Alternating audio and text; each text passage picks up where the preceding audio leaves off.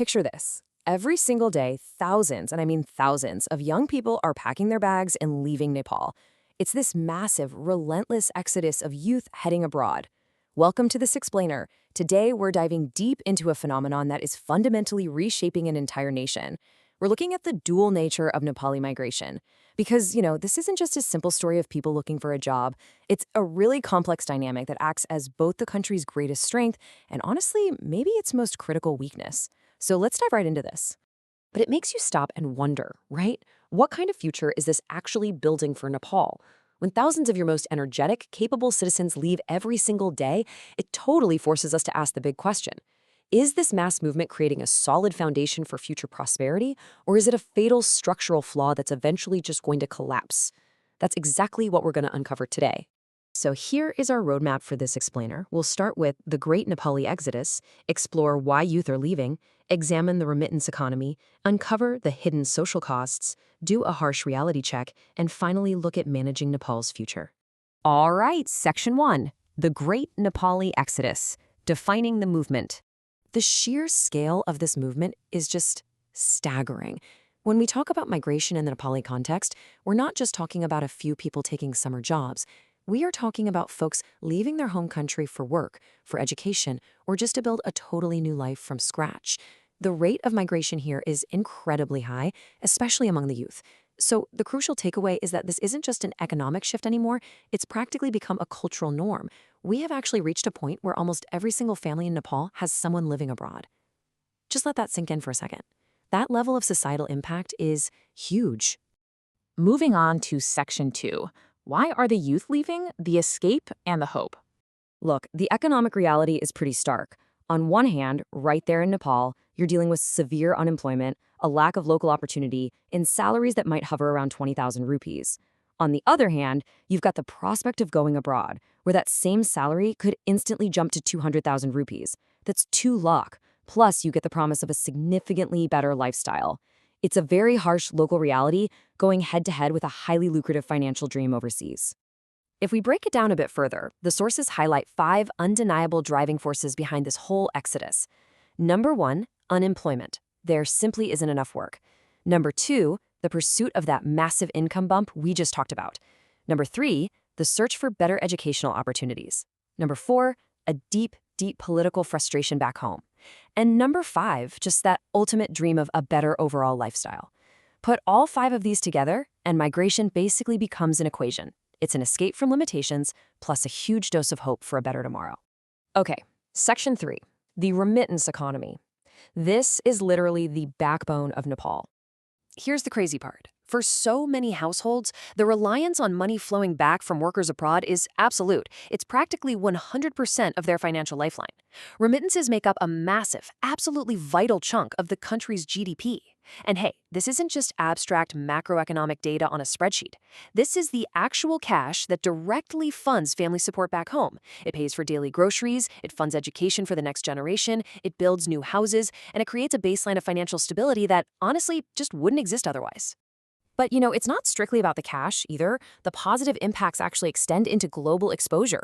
When these young folks go overseas, they're picking up brand new skills. They're swapping ideas and experiencing completely different cultures. They're building a new, globally minded perspective. And eventually, all of that intellectual and cultural wealth finds its way right back to their families and communities in Nepal. But there is a darker side to this. Section 4, the hidden social costs. The void left behind. Because while that short-term money is flowing in nicely, the long-term structural damage to Nepal is actually severe. We are looking at a massive brain drain here. The country is systematically losing its most talented, capable youth. And because they're leaving in droves, Nepal is rapidly turning into an aging society.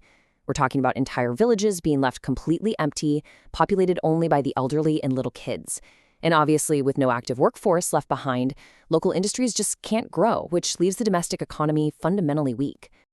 And then, of course, there is the human cost. This is captured perfectly by a quote from our sources.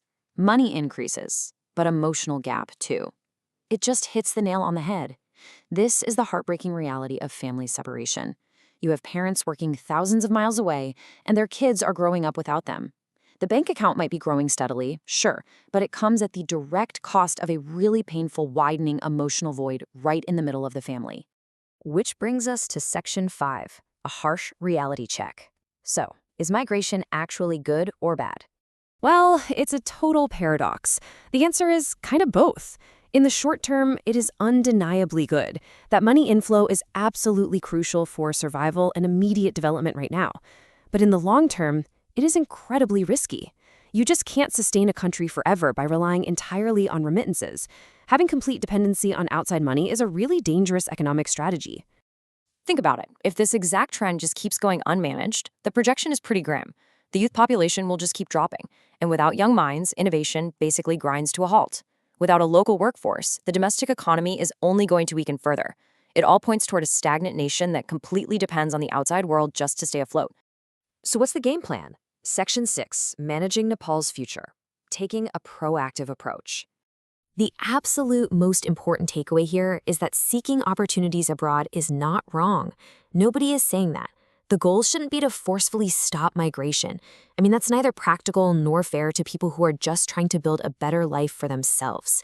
The goal is that we must manage it. If managed well, Nepal can actually harness the power of these skilled returnees. They can take all that global exposure and use it to boost local investments and kickstart a massive development boom back home. So how do we actually make that sustainable future a reality? The sources lay out 4 specific, actionable steps. First up, the systematic creation of real job opportunities at home. Second, completely overhauling the education system to focus on actual market-ready skills. Third, building robust support for entrepreneurship, so when people do come back, they have a place to invest their capital and their ideas. And fourth, good governance to actually oversee and facilitate all this local development. We're left with this really powerful reminder from the sources: going abroad isn't wrong, but forgetting the country is.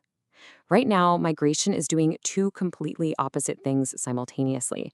It is financially building Nepal, but it's also slowly, quietly emptying it of its people and its potential. And the responsibility to change this trajectory, it doesn't just fall on the government. It belongs to everyone, whether you're at home or living abroad. So I'll leave you with this to chew on. If the youth are the future of a nation, what happens to that nation when its future is busy building someone else's economy?